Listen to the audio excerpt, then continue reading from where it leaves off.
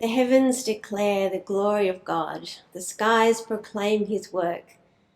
Day after day they pour forth speech. Night after night they show him wise. When I was at university, a close friend, Annie Willis, wrote a modern version of Psalm 19 to music, and that's how she expressed the first verse. Now, you might notice as we pray the Psalms week after week that some of them don't really feel as though they have stood the test of time. Sometimes the culture and concerns in the poetry are so much that of another time and another place that it feels a little bit awkward to be repeating them here and now. Psalm 19 is not like that. It stands aside from time and place and manages to be relevant always and everywhere. And that's because the question it deals with is relevant always and everywhere. And that's the question, how can we know God? How can we know God? Well, look up at the sky. Can't you see God's glory? Can't you see the vastness of God's handiwork? Well, this poem was written in the Middle East, where I'm sure the sky looks magnificent. But here in Australia, in our outback, we have the best sky.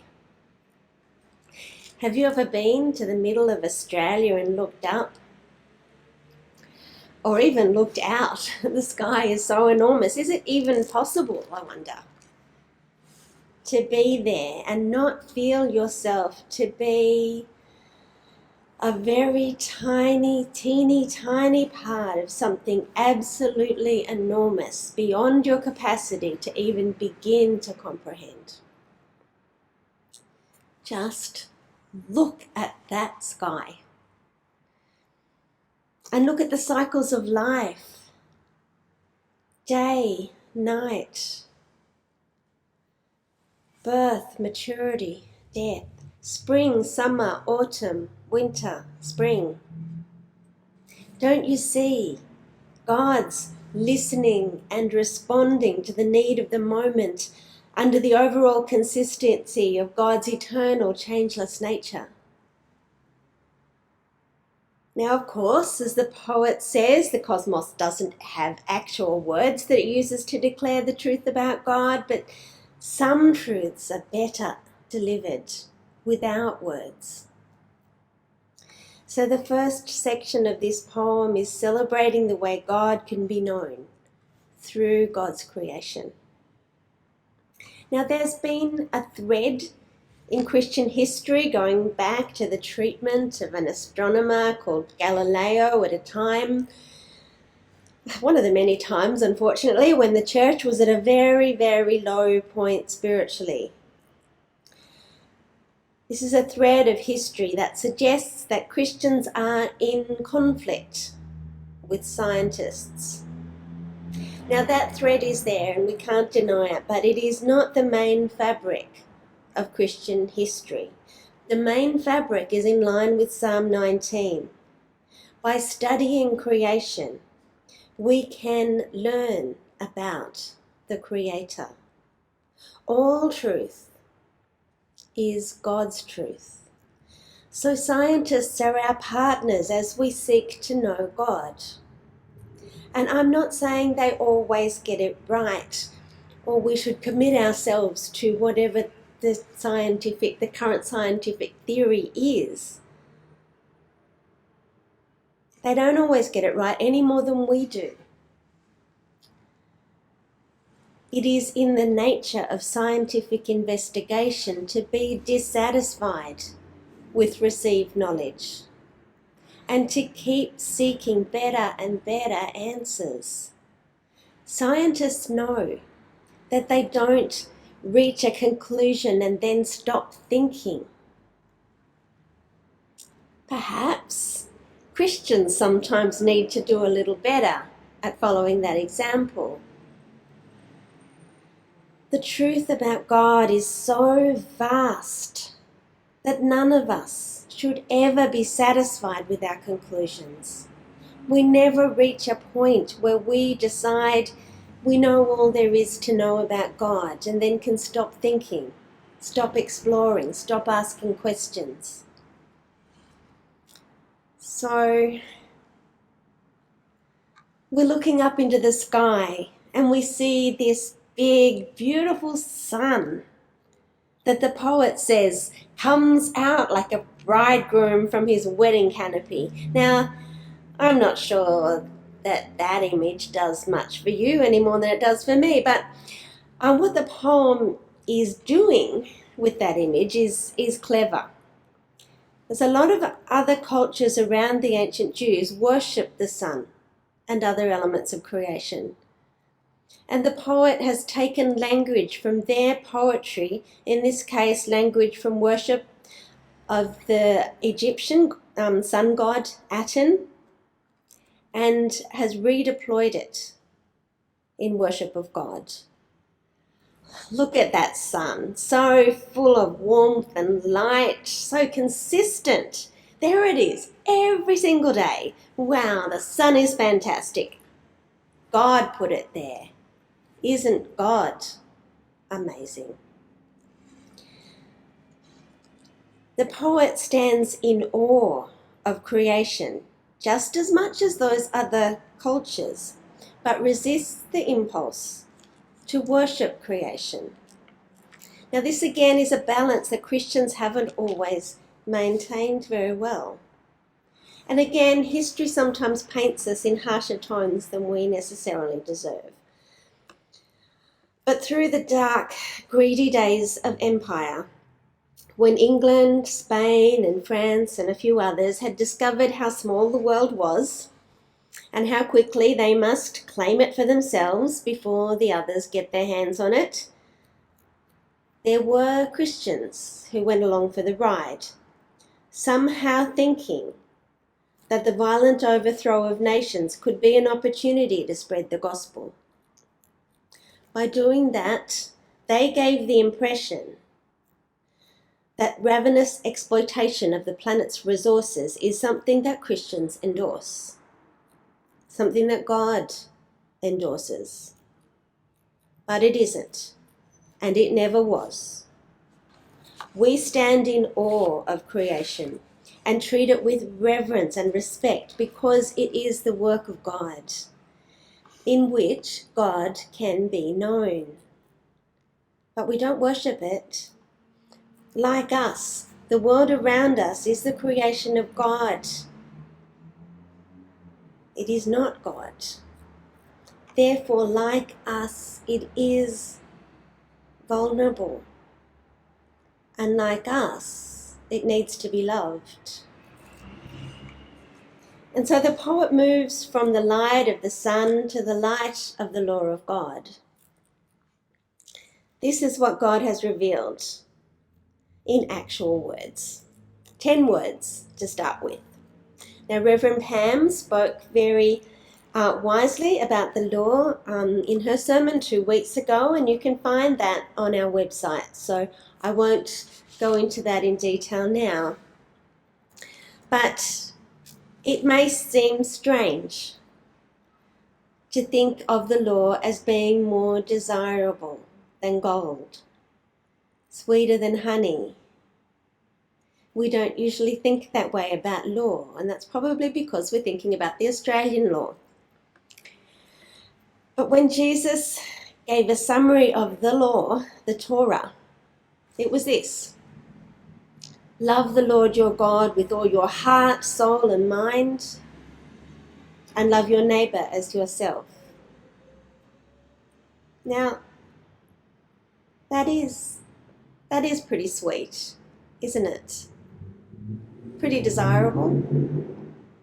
Can you imagine a world in which everyone did that? Wouldn't it be the best of all possible worlds?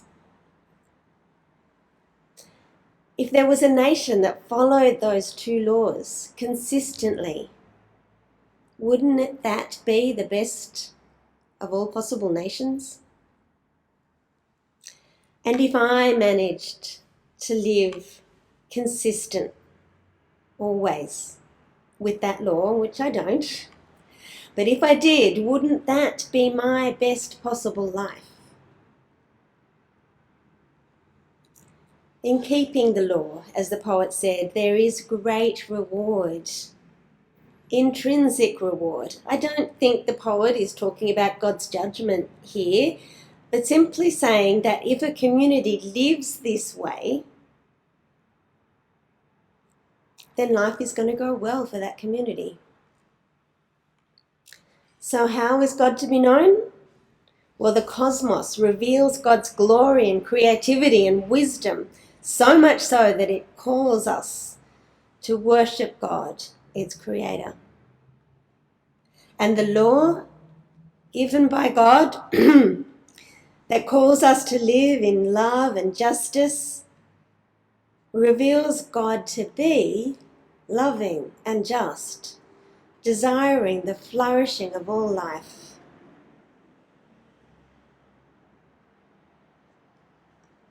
We can know a lot about God through creation and the law. And so that's a great answer. It just isn't quite complete, or maybe we are just not smart enough to completely understand God that way. The people who prayed this prayer over centuries knew they needed God to show up in a new way. They needed God to show up more directly. And so, Jesus did show up. And he asked his disciples, "Who do people say that I am?" And they answered, "John the Baptist, Elijah, one of the prophets." And these answers expressed very deep hopes among first century Jews. John the Baptist. Well, Mark has told us earlier that people had been speculating about John maybe having been raised from the dead. Now, these people were not gullible. They knew that dead people don't come back. So this was a huge possibility that they seemed to be willing to entertain, that a man who had suffered a political execution at the hands of a despotic king was now alive again. This would make him a rallying point for all resistance to that despot. And although they were mistaken, Jesus is not John the Baptist, Jesus would soon meet his death under a despotic regime, and his resurrection would be a rallying point for resistance to all despotic power. So, one of the prophets. Well, God had promised to Moses near his death to raise up another prophet like him. This points to Jesus, bringing about a new exodus, a new departure from slavery into freedom.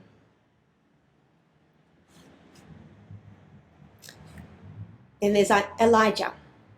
Well, the prophet Malachi had recorded God's promise to send the prophet Elijah before the great and terrible day of the Lord comes.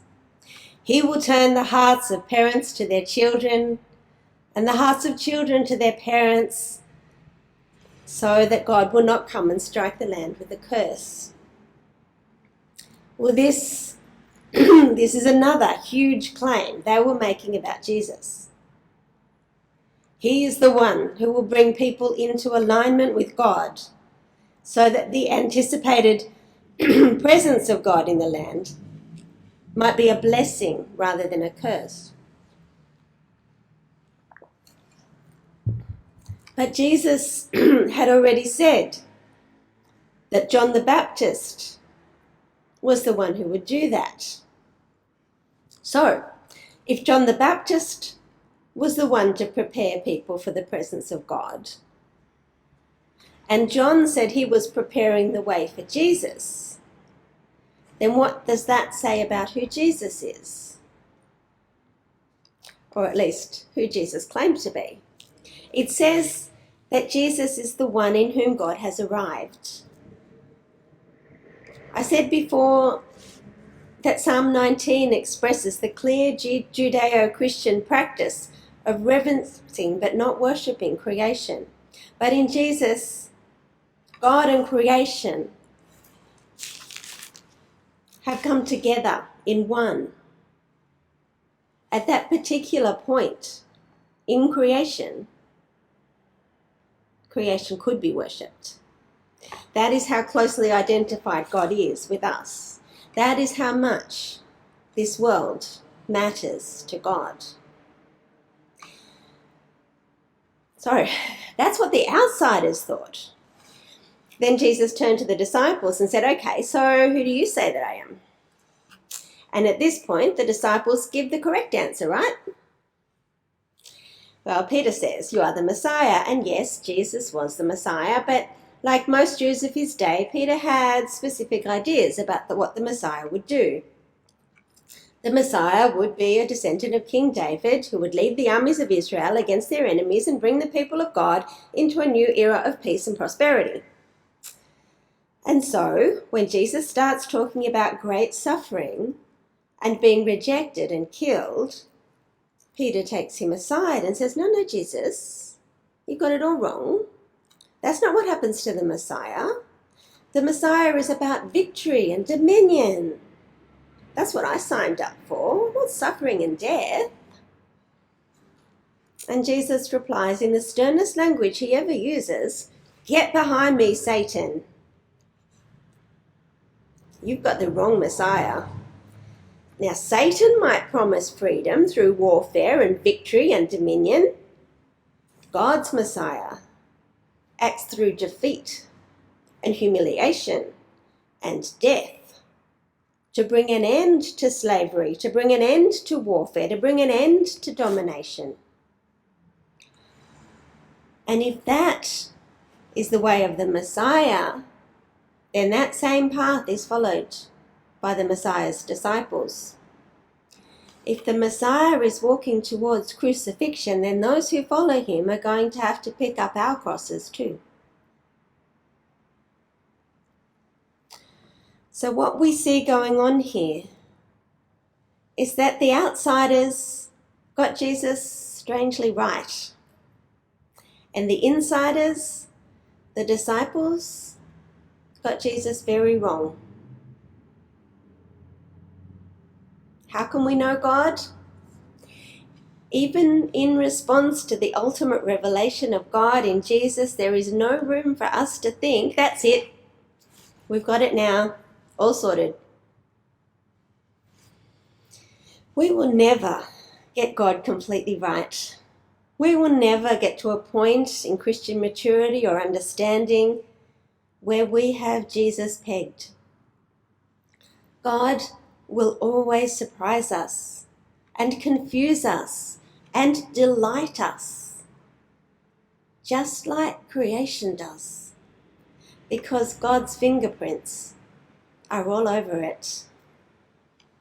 The heavens declare the glory of God. The skies proclaim his work. Day after day they pour forth speech.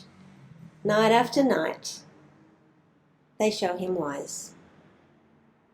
Amen.